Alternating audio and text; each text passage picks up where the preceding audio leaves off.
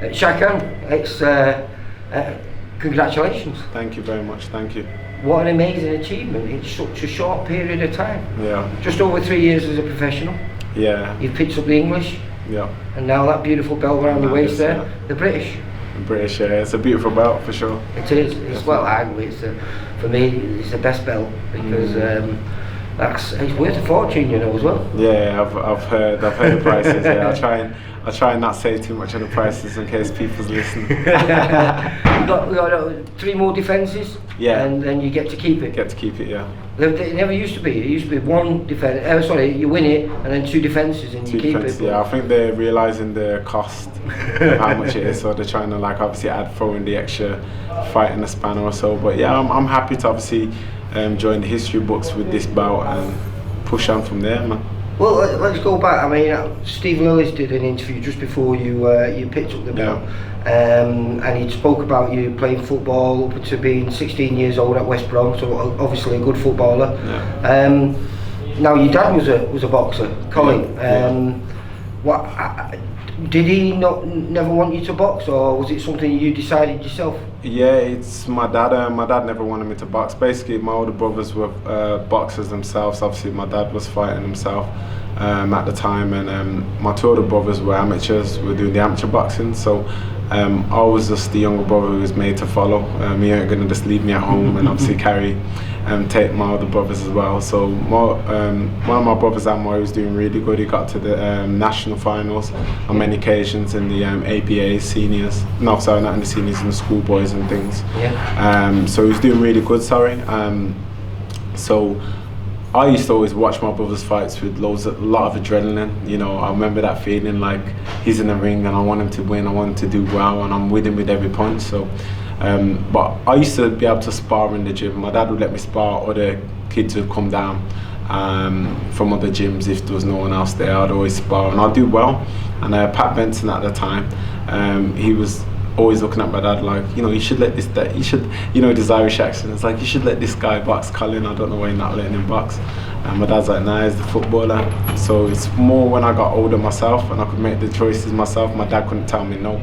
He just had to, you know, you're probably right though, because there's far more money in football, isn't there? You know, this is a hard way to earn a living. I mean, it weren't my choice obviously to leave football in the world. Well, it was my choice, but it wasn't my choice to obviously leave West Brom, and then I started to fall out of love with the game because it wasn't the same. Coming down from West Brom, then I went to Hounslow, and that brought a bit of love back for the game for me, but it then ultimately killed my mood. It made me, you know, look at football the same. Yeah, because you know, if you imagine you're getting on a coach, these nice luxurious coaches to go and play Liverpool, then you're going to play Man City this day and next day, and that feeling of putting on the shirt, it meant a lot to me, you know. And I used to watch, obviously I'd never missed a match of the day, and I used to always watch it and visualise myself in the Premier League, but obviously that weren't made to happen. It shattered my dreams, and obviously in my head I was working, doing this a normal 9 to 5. But then, whilst doing that, because I've always been used from school and college, training. Yeah, there's always like training after or something to do. So me just working wasn't enough for my life. So that's when the whole idea of going to my local boxing gym came. So was it a big break then? So you were 16, you stopped. Did you go straight into boxing, or was it a few years in the wilderness? Yeah, it was a few years in the wilderness. I actually found this sales job. So I was one of them annoying people who'd knock on your door trying to sell you something. Job that. Yeah, but I used to be good on it. I was good on it. I used to smash it. I'd done good, and so that I was at that job for about a good 3 years or so. About 3 years at that job. And that was a commission-based only job. Like if you literally, really hard, it was hard. Like if you don't sell, you don't earn. If you don't sell, you don't earn. I think that's also probably carried me along the way to, you know, strengthen my mind. You know, the fact is, you're going on, you're knocking doors, and the people are saying no, and they're shutting the door even before you say That's anything. it. Yeah. So it's always kept my mind positive, probably through that, because I was always taught through that as well to keep positive and work on the law of averages. I used to work for Kirby, you know, the vacuum Yeah, cleaning people. yeah. And what you're saying about your confidence being knocked because people shutting the door in your face. Yeah. And we used to go into the office where we get our notes to where we're going to go selling, you know, and knocking on the doors and everything. And to build our confidence, we used to sing songs. Yeah, there's many Old ways. MacDonald had a vac shop, E-I-E-I-O. The guy was on the drums, playing the drums, and this was all to boost our moral confidence, you know, before we went out, before we got the doors shut on our faces and everything. Horrible job, horrible job. Yeah, it is. So I think that really did like boost things with myself. But boxing, I made the choice at 22 after obviously working so many other jobs. I was at DHL finally doing logistics, and you know, that was a good job as well, but again, I just weren't satisfied with just going to work and then coming home. So you're very competitive? I'm very competitive, yeah. Very. So 20, how many amateur fights did you have? I had 19. 19, that's not many. Yeah. Nah, it's not many at all. It's just that, you know, when in the midst of having 19 amateur fights, I knew I wasn't taking it seriously. I weren't doing things right. I was, you know, just partying, having many late nights. I wasn't taking it seriously at all. And I think I was at the age when I just got into boxing and turned to start boxing at 22. Of course, you're finding your ways around the clubs and other things then, and you know, you got your holidays and so on. And it's hard as well, learning the skills as a senior, when you can actually get hurt. You know, if you're learning the skills as a 10-year-old, you know, you can develop those skills without the fear of being hurt. But as a senior, this is the thing for me. Boxing's been my life, to be fair. Although I'm record, I've started boxing at 22. I've been in the gym from 6. You know, my dad used to take me there, let me hit the bags. I used to run with Matthew Macklin and all of them, go for the runs and do everything from the age of like 8, 10. And I was finishing probably just behind Macklin and keeping up with him at times. So it's always been installed in me from a young age, you know. So I've been in the gyms from 6, although on paper it's saying that I'm only a boxer at 22. I've been around for ages. Yeah, well, that's obviously why you've managed to achieve what you've achieved in such a short period of time. Because, you know, realistically, what you've done is what the GB boys do. You know, in a very short period of time, they can go from, you know, 0 fights to having 10 fights and being a legitimate champion, whether it's British or Commonwealth, something like that. Now you've done that the hard way, really. Yeah, Ultimate Boxer must have been a massive breakthrough for you. Yeah, and that's what it was. I knew that once I had that TV exposure, then a lot of people would get me out there a lot more. A lot of people would understand me a bit more and, you know, appreciate my skills. I knew that that was a place for me to shine, and, you know, thankfully I showed that on that platform, and it was my first televised event, so it got out to a lot of people. Yeah, great, and like I say, it was a great show because it was knockdowns in it. It was everything you wanted. It was everything. Was in that, and obviously you met Dex Spellman in the final. Then you ended up fighting for the English title. Now, do you think that was a great fight for you? Because in this fight, it was very similar. Both had similar styles, both strong, both come forward fighters. You allowed, after dominating the fight early on against Dex Spellman, you allowed him to come back into it, make it a little bit closer, and perhaps was comfortable, if you know what I mean. But you didn't do that on was it last Saturday? Yeah, like a couple of days back. So that fight though, you was like say, you kept focused all the way through it, and, you know, controlled the fight with your jab. Yeah, you know what it is. When you have them career-defining fights, I believe that was one of them for me. Like, I literally learned the most in that fight. That made me a better fighter as I am today.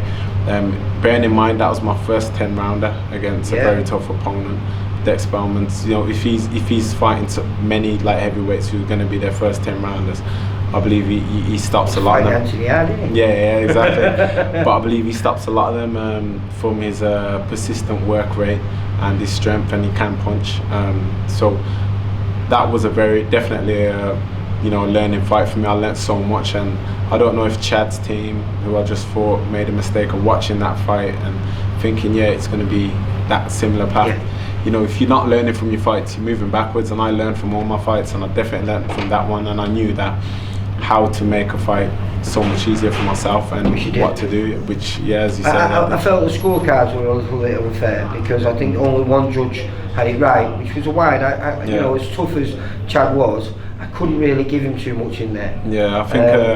I think 2 judges gave him 2 rounds, one judge gave him 1 round, but obviously when you get to that stage and it's a British title fight, someone like, I know it was a shutout, but they're going to try and give, if he has a little round where he gives a little burst, they're going to probably look at that and think, oh yeah, we can probably give him a round here, you know.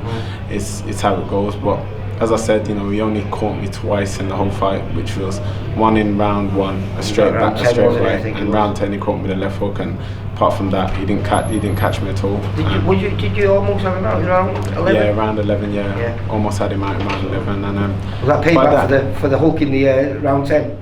For the hook. Now, I always, you know what it is. I always want to hurt my opponents. It's just how I am. But if it's working for me, and if things are working for me, and I don't have to change anything, then I just didn't change anything in that moment in time. Well, if it's working, why change it? Yeah, exactly. And I've got, like, honestly, I have so much more to give. Like, we work on so much in the gym, and I've got a lot to give. And do you feel that because now you're in a position where everyone who's around about your level, I think you're 6th now on box rec. 5th, yeah. 5th, yeah. There's Jose Burton, there's Yardy, I'm not sure, Callum Johnson, and you've got Blatzy, but you've also got Lyndon Matthew. You're above Lyndon Arthur. Yeah. Now I know Lyndon well because he's a local boy to my area. He's a Commonwealth champion. But these are all fights that possibly could happen. Yeah, of course. And obviously you've got, what happened with Craig Richardson? Did he vacate the title or something? Nah, he never had the title. What happened, he's got a WBA belt. I think international, WBA international. He fought Chad Sugden, of course. He got the draw. He was in line to fight me for the mandatory. Now in December, for whatever reason, from Eddie Hearn's side and his side and their team, they pulled out of that fight. They've tried to make it look like it was our team, which has never ever been our team. We've never pulled out of anything, you know what I mean? Even if I've had a knuckle injury or anything at times, I've still fought on. So they pulled out in December. Then March was meant to go, and the month before, while I was in camp in Dubai, in training camp, I think it was like our 2nd day, we received the news from Mick Hennessy that he's pulled out again. And this time he's just got like a flu virus or something. But later down the line, he's self-diagnosed himself with corona. So without even having any testing, no result and anything, he just says, he thinks he had corona. Which I'm not saying he possibly could have, but you can't self-diagnose yourself with something like that. So is that the next fight then? Well, he's on paper the mandatory, so he's my next defence in line. Whether he takes it or not, I don't know.